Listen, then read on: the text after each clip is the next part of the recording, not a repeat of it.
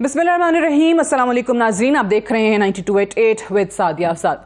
नाज़रीन, इमरान खान साहब के खिलाफ तहरीक अदम एतमाद का कामयाब होना, उनका हुकूमत का खात्मा होना, उसके बाद से लेकर जो एहतजाज जिस अंदाज में उन्होंने रिकॉर्ड करवाया, चाहे वो उनके मेंबरान का नेशनल असम्बली से बाहर आना हो, चाहे अपनी ही दो हुकूमतों को तहलील कर देना हो, दो सूबाई असम्बलियाँ जो कि पंजाब और KPK की थी।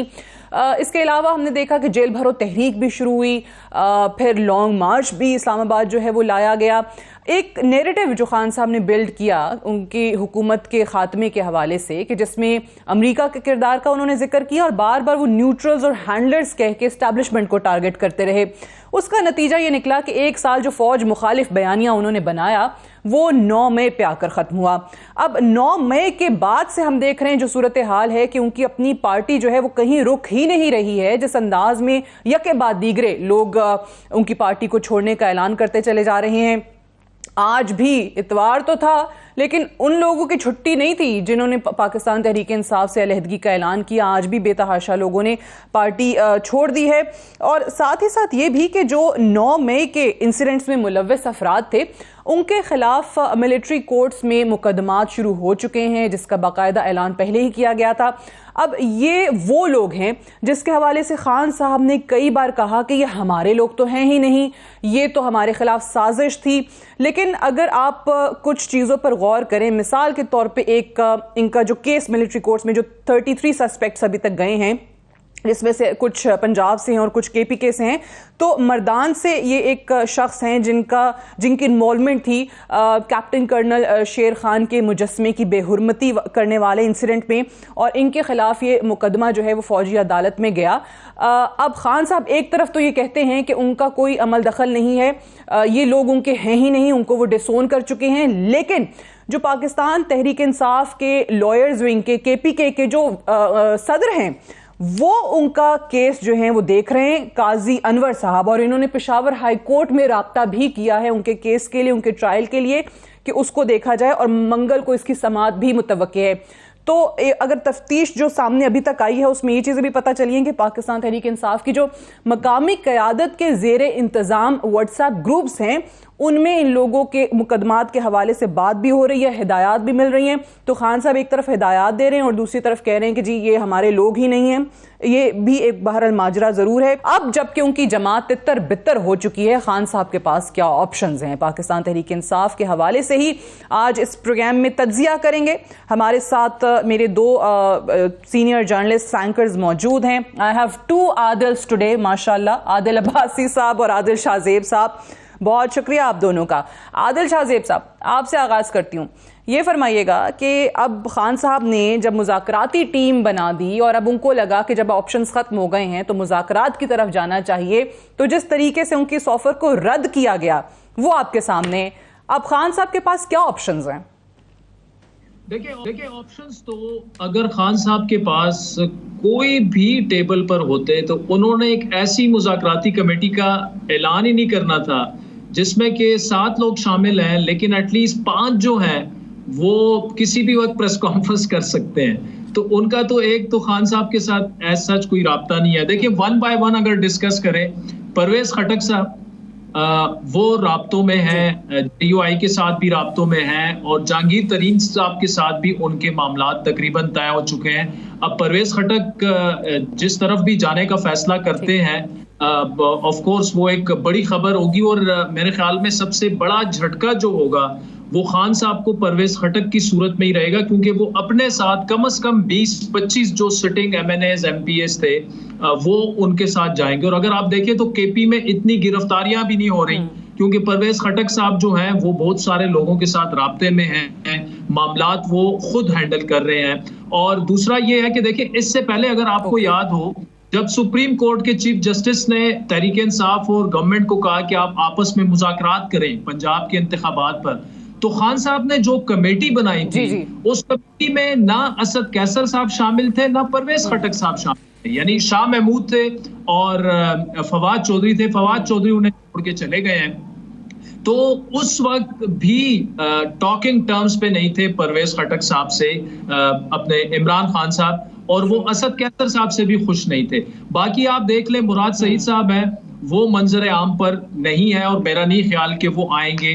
फिर इसी तरह आप हमाद अजहर साहब को देख लें, उनके घरों पे भी छापे पड़ रहे हैं। तो एक तो उन्होंने जो कमेटी बनाई वो इटसेल्फ ये रिफ्लेक्ट करती कि वो सिर्फ खान साहब ये शो करना चाहते हैं कि मेरे साथ एक तरफ जुल्म भी हो रहा है और मैं मुज़ाकरात भी करना चाहता हूं, लेकिन जो मुज़ाकरात का टाइम था, विंडो थी, उस वक्त जब खान साहब के बहुत से मामलात बेहतर भी हो जाते, खान साहब का जो रवैया था वो सियासी बिल्कुल नहीं रहा। वो कहते थे जी मैंने चोर डाकुओं से मुज़ाकरात नहीं करने। आज भी वो, उनकी मजबूरी है हुकूमत के साथ बैठना, हुकूमत उनके साथ बैठने के लिए तैयार नहीं है, क्योंकि फौज जो है वो क्लियर कट उनको बता चुकी है कि अगर आपने मुज़ाकरात करने हैं तो आप गवर्नमेंट से करें, सियासतदानों से करें। अब तो उनके साथ सियासतदान भी बैठने को नहीं तैयार। तो आई थिंक कि खान साहब अपने जितने भी ऑप्शंस थे वो इस्तेमाल उन्होंने नहीं किए, और वो जो विंडो थी जिसमें मुज़ाकरात हो सकते थे। बिल्कुल आदिल, हमें याद भी है खान साहब खुद बात करते थे कि मैं इनके साथ क्यों बैठूंगा, जैसे आपने जिक्र भी किया। और मुख्तलिफ ओकेजन्स पे मुख्तलिफ जब वो ग्रुप्स ऑफ जर्नलिस्ट के साथ मुलाकातें अलग अलग करते थे तो वो अक्सर यही कहते थे कि मैं उनसे बात करने को तैयार हूँ, यानी इस्टेब्लिशमेंट से, यानी फौज से। अब वो मेरे से बात नहीं करते, ऑन रिकॉर्ड उनका ये बयान मौजूद है। अब आदिल अब्बासी साहब, उनकी जमात के हवाले से रोज जिस तरीके से प्रेस कॉन्फ्रेंसेस हो रही हैं, एक की प्रेस कॉन्फ्रेंस हम सुन रहे होते हैं, पता चलता है 5-6 बंदे जो हैं वो और उसके प्रेस क्लब के बाहर लाइन में लगे हुए अपनी बारी का इंतजार कर रहे हैं। अब असद उमर साहब पार्टी ओहदों से तो अलग हो गए, लेकिन पार्टी नहीं छोड़ी। फिर जिस तरीके से भी आदिल शाहजेब साहब का भी तज्जिया था, ये दो शख्सियात के हवाले से भी, परवेज खटक साहब हों या शाह महमूद हों, ये तीनों को मिला लें असद उमर को, इनमें हमेशा टिफ तो रही है कि नंबर 2 कौन है, या खान साहब के एब्सेंस में कौन जो है वो पार्टी को रन करेगा। सो कल जब खान साहब ने ये बयान दिया कि मेरी नाअहली या मेरी गिरफ्तारी की सूरत में शाह महमूद कुरैशी और परवेज खटक जमात को चलाएंगे, तो ये उनको बेट दिया है, मतलब कि वो अपने साथ उनको बांधे रखने का एक तरीका था कि अगर मैं इनको ये थोड़ा सा बता दूं कि ये कर सकते हैं पार्टी रन, तो ये छोड़कर नहीं जाएंगे। देखिए, एक मीम चल रही है बड़ी जबरदस्त, वो जिस तेजी के साथ, जिस सूरत के साथ जो है वो पीटीआई को लोग छोड़कर जा रहे हैं, तो एक मीम ये चल रही है कि भाई कतार बनाएं, कतार में चलें, क्यू बना लें, आप क्यू में चलें, धक्के धक्के ना दें एक दूसरे को, सबकी बारी आएगी, सब निकल सकते हैं पार्टी से, लेकिन धक्का ना दें एक दूसरे को, मतलब आराम आराम से। इस स्पीड पे तो बस मैं यही कह सकता हूँ। दूसरा जो आपने बात की है, मैंने कल इसके ऊपर ट्वीट भी किया है, और शाह महमूद कुरैशी साहब, देखें कमाल की बात ये है कि अगर कोई मुझसे ये कहे कि अली जैदी, इमरान इस्माइल या और जो पुराने नाम हैं जो इनके साथ काफी टाइम से चले आ रहे थे, कि अगर वो ये कहते हैं हम जेल में बैठे हुए और हम बाहर नहीं आ रहे, तो समझ आता है। With due all respect, Shah Mahmood Qureshi sahab, Shah जी के बारे में तो सबको पता है कि अगर ये पार्टी जो है वो किसी भी सूरत खान साहब डिस्क्वालीफाई होते तो उन्होंने टेक ओवर करनी थी। उसके एक उम्मीदवार असद उमर साहब भी हैं। तो शाह महमूद कुरैशी साहब का अभी तक अंदर रहना मुझे तो समझ नहीं आ रहा। मेरी समझ से बालातर बात है कि इतनी बड़ी रेजिस्टेंस शाह साहब दिखा रहे हैं कि वो नहीं जा रहे। मुझे लगता है कि खान साहब को भी पता है कि जो जेल में हैं वो क्यों हैं, जो जेल से निकल रहे हैं वो कैसे निकल रहे हैं, क्यों निकल रहे हैं, किसके साथ जेन्युइन मसला है, कौन जो है वो पहले से छोड़ने को तैयार था, ये तमाम चीजें खान साहब को पता है। और शाह महमूद कुरैशी साहब का नाम कमेटी में इसलिए डाला गया है ताकि शाह महमूद कुरैशी साहब के जरिए एस्टैब्लिशमेंट को ये पैगाम दिया जाए कि जी मैं बात करने को तैयार हूं, अगर कल को मुझे साइड भी होना पड़ता है, आप मेरी पार्टी को कॉर्नर ना करें, आप चलने दें, हमसे डायलॉग अगर करना है तो कर लें।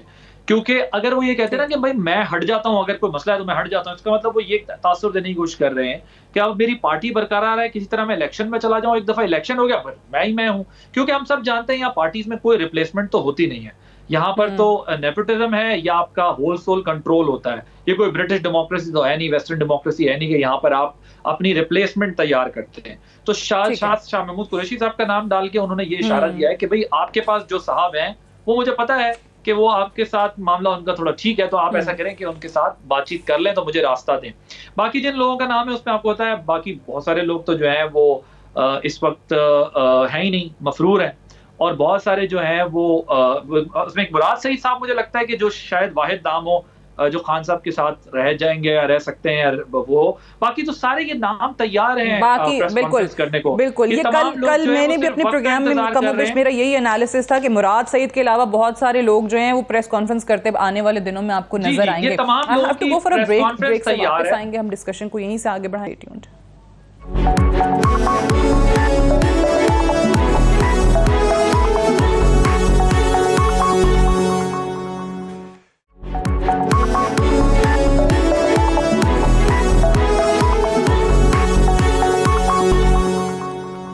वेलकम बैक प्रोग्राम में एक बार फिर से खुशामदीद। कल रात गए वजीर दाखिला राना सनाउल्लाह साहब ने एक प्रेस कॉन्फ्रेंस की। अचानक से प्रेस कॉन्फ्रेंस की गई और बड़े सीरियस एलिगेशंस उस पे थे पाकिस्तान तहरीक इंसाफ को लेकर, जिसमें उन्होंने ये बताया कि इंटेलिजेंस एजेंसीज ने एक कॉल इंटरसेप्ट की है जिसमें पाकिस्तान तहरीक इंसाफ ने अपने ही एक मेंबर के घर पर हमला करने का और जेल में अपनी ही ख़वातीन अरकान के हवाले से उन्होंने कहा कि उन पर रेप अटेम्प्ट करने का मंसूबा बनाया है। और इसको एक्सप्लेन उन्होंने इस तरीके से किया कि जब उनको लगा कि उनका और कोई नैरेटिव अब बिक नहीं रहा तो उन्होंने काउंटर एक अटैक जो है वो इस तरीके से लॉन्च करने का फैसला किया ताकि उसको एक्सप्लॉइट किया जा सके मीडिया पे, खास तौर पे फॉरेन मीडिया पे, और जो लॉबिस्ट हैं ऑलरेडी उनके लिए काम कर रहे हैं उनको इस्तेमाल करके।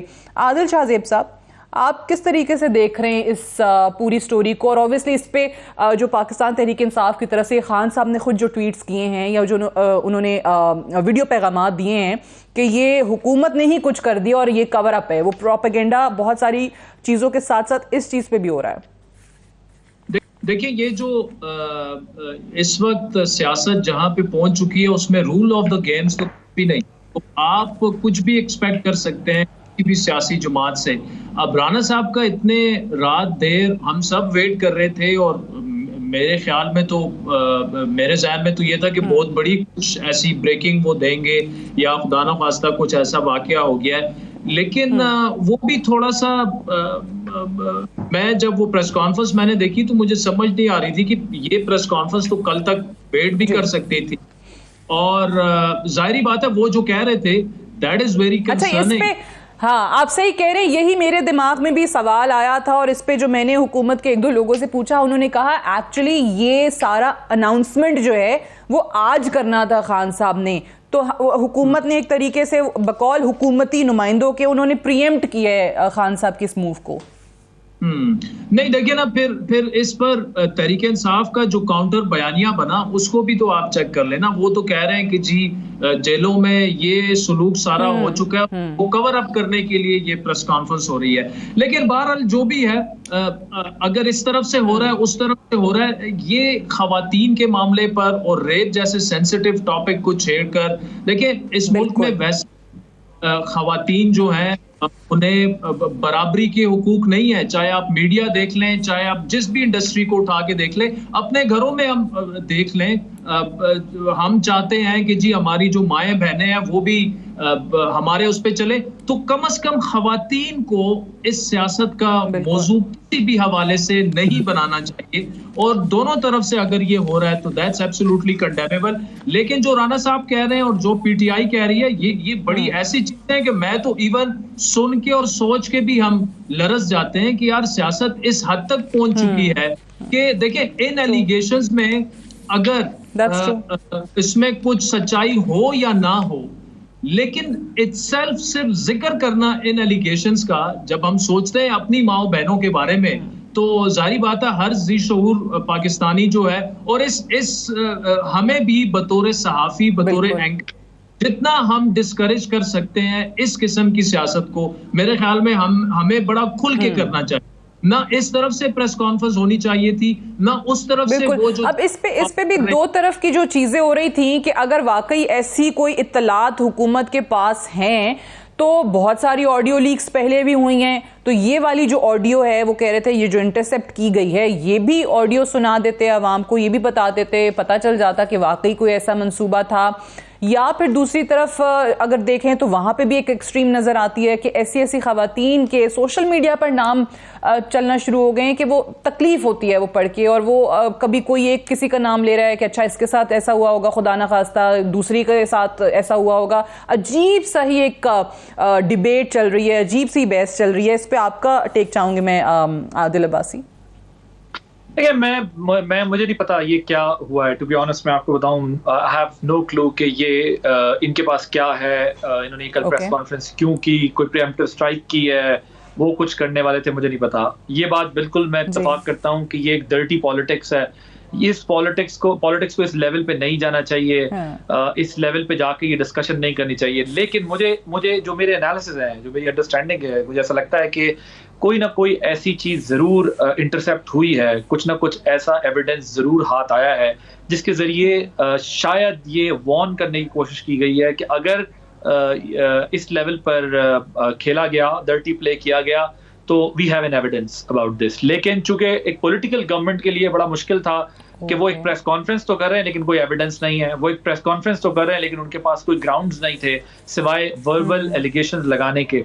तो इसलिए it's too early to comment on this particular issue, लेकिन there is seriously something wrong because जब भी ये इस टाइम के ऊपर प्रेस कॉन्फ्रेंस करनी पड़ी है और हमें ये देखना होगा कि वो डर्टी प्ले किया किस तरफ से गया है, ये बड़ा इंपॉर्टेंट है क्योंकि हम उसको डर्टी प्ले कह तो रहे हैं लेकिन ये जिस किसी की तरफ से भी किया गया वो होगा। और इस लेवल पर जाकर जो है वो मामलात सियासी ना डिस्कस होने चाहिए और ना ही ऐसे गेम्स खेलने चाहिए। और आपका जो भी ग्रंज है, पॉलिटिकल इश्यूज है, डिफरेंसेस है, उनको पॉलिटिकल तरीके से रिजॉल्व किया जाए। लेकिन मुझे लगता है ये एक कोई मैसेजिंग करने की कोशिश की गई है कि हमारे पास कुछ है, ऐसी कोई चीज करने से पहले जरा एहतियात कीजिएगा वरना we have an evidence. Okay, यानी अनयूजुअल किस्म की प्रेस कॉन्फ्रेंस थी, बट अफसोस होता है कि आप सही दोनों कह रहे हैं कि नहज तक चीजें आ गई हैं।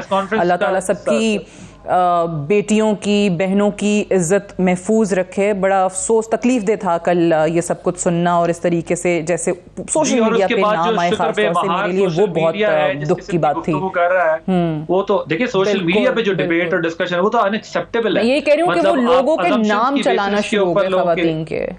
एब्सोल्युटली राइट, इसको डिस्करेज करना चाहिए। लेकिन अगर वाकई ऐसा कोई प्लान था तो अब गवर्नमेंट की जिम्मेदारी है कि वो जल्द सामने जरूर लाना चाहिए ताकि लोगों को पता चले कि किस लेवल पर जाकर यहाँ पर जो है वो एक दूसरे से स्कोर सेटल किया जा रहा है। और मुझे एक और चीज़ पे अफसोस भी हुआ कि जब ये कहा गया कि ये वो सरप्राइज़ था जिसका जिक्र खान साहब कर रहे थे। ये अगर सरप्राइज़ था तो आई डोंट हैव वर्ड्स के क्या मैं इसके हवाले से कहूँ। बट अगेन वापस उसी पे आते हैं जो हम पहले बात कर रहे थे। आदिल अब्बासी साहब, अब इससे आगे का आपको क्या मंजरनामा नज़र आता है? इलेक्शंस तो वो मई वाले तो मई भी अब ख़त्म ही हो गया। मुझे ये बताइए कि अक्टूबर वाले इलेक्शंस होंगे नहीं होंगे? खान साहब आपको उस इलेक्शंस में कंटेस्ट करते नज़र आते हैं? पार्टी तो मुझे अब समझ नहीं आ रही कौन होगा पाकिस्तान तहरीक इंसाफ में। अब तो ग्रुप्स ही हैं, वो हम ख्याल और जहांगीर तरीन साहब की देखें पार्टी का क्या नाम बनता है। देखिए ये जो इलेक्शन है आगे, मुझे लगता है कि ये गवर्नमेंट तो अपने टाइम पे चली जाएगी वापस, लेकिन इंटरिम पे मुझे लगता है कि इंटरिम वैसे ही प्रोलॉन्ग होना शुरू हो जाएगी जैसे पंजाब और केपी के अंदर जो है वो हो गई है। और हमें पंजाब और केपी में एक मॉडल भी दिख गया है कि इलेक्शन जब तक ना हो तब तक इंटरिम गवर्नमेंट जो है वो कंटिन्यू कर सकती है। तो मुझे इसलिए लगता है टाइम, क्योंकि जो पॉलिटिकल डायलॉग है वो कहीं दिखाई नहीं दे रहा। अच्छा, अब मुझे ये बताइए खान साहब, एक सेकंड, आई एम सॉरी कता कलामी की माजरत, मुझे इस पे ये भी बताइए कि अगर ये ऑब्वियसली केयरटेकर सेटअप आगे प्रोलॉन्ग करता है, बढ़ता है, अब जितना भी साल 2 साल 3 साल जो भी हम चीजें सुनते रहते हैं इस्लामाबाद के अंदर, अब इस पे पाकिस्तान तहरीक इंसाफ तो नहीं चले, लेकिन पीडीएम को भी कोई प्रॉब्लम नहीं होगा? पीपल्स पार्टी, पीएमएलएन, ये लोग भी कोई एहतजाज वगैरह नहीं कर रहे होंगे?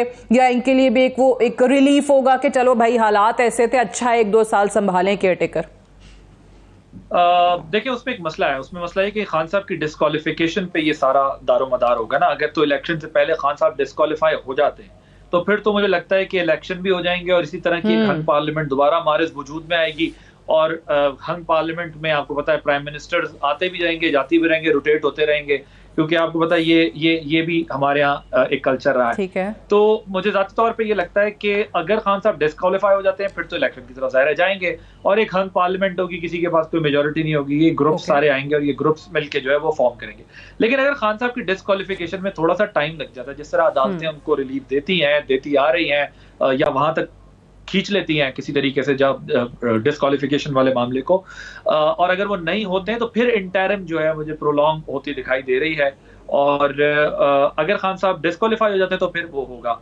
और क्योंकि देखिए ना, आप ये सोचें कि अगर खान साहब डिस्क्वालीफाई नहीं होते और खान साहब और इलेक्शन हो जाते हैं और उस इलेक्शन में आपको क्या लगता है कि लोग इस वक्त पीडीएम को वोट देंगे? पीडीएम को तो कोई वोट नहीं देगा, क्योंकि जो 310-15 का डॉलर ले रहा है, जो 100 रुपए 150 रुपए की चीज आज 350-400 रुपए की ले रहा है, जो महंगाई 2.29% ग्रोथ उसके अलावा आपसे IMF का मुआहिदा भी नहीं हुआ, आपकी परफॉर्मेंस गवर्नेंस का ये लेवल है कि आप वो मेंटेन भी नहीं कर सके। जो खान साहब ने खराब किया था आप उससे भी आगे निकल गए, कई गुना आगे निकल गए। अब साल हो चुका है, आप उनको कितना ब्लेम करेंगे कि जी वो खराब कर गए थे तो हम ठीक कर रहे हैं। कुछ तो डायरेक्शन आपकी ठीक होती।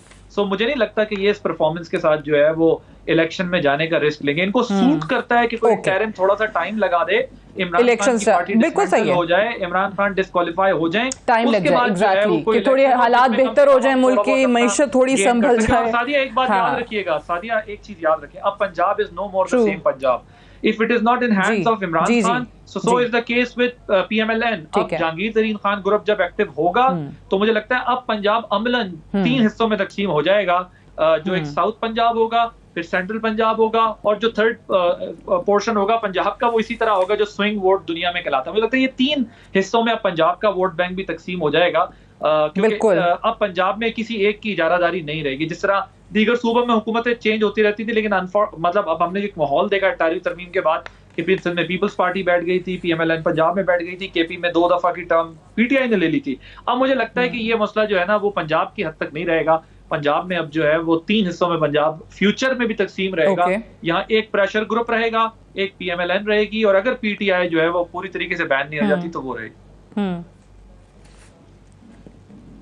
बिल्कुल सही। अच्छा आदिल शाहजेब साहब, एक और चीज़, चलें इमरान खान साहब के डिस्क्वालिफिकेशन से हट के उससे पहले के जो मामलात हैं, अभी तक जितना, चाहे वो उनकी हुकूमत का खात्मा हो, चाहे वो पंजाब के इलेक्शंस का मामला हो, चाहे उनके लोगों की गिरफ्तारियों का मामला हो, फिर अभी जो रिसेंट एक आईनी पिटीशन खान साहब ने डाली जिसमें उन्होंने कहा कि देखें ये सारे का सारा मेरे से बदला ले रही हैं मरियम नवाज साहिबा, अपने वालिद के रिमूवल का, और इस्टेब्लिशमेंट को हमसे लड़ाने की कोशिश की जा रही है, ये उनकी साजिश है। ये सारी चीज़ें जितनी भी हैं उसमें उनकी तमाम तर उम्मीदें वाबस्ता हैं सुप्रीम कोर्ट से, इनफैक्ट कहना चाहिए चीफ जस्टिस से। सो आपको लगता है कि इन सारे मामलात में चीफ जस्टिस साहब के पास कुछ कर सकते हैं, कोई मदद कर सकते हैं खान साहब की इसमें?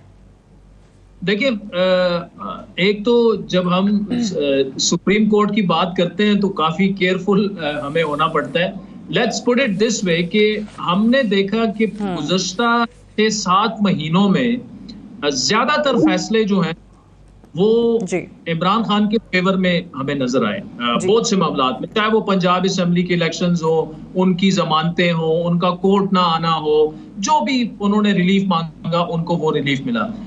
आई पर्सनली बिलीव कि अभी वो मामला जो है तकरीबन उस पर फुल स्टॉप लग चुका है, और शायद ही हमें कुछ ऐसे फैसले नजर आए जिससे कि लगे, देखिए ना, जब आपको याद है जब पंजाब असेंबली की गवर्नमेंट वाला मामला था तो उस वक्त जो फैसला आया तो उसे ये कहा गया कि जी ये कॉन्स्टिट्यूशन को रीराइट किया है जज साहिबान ने।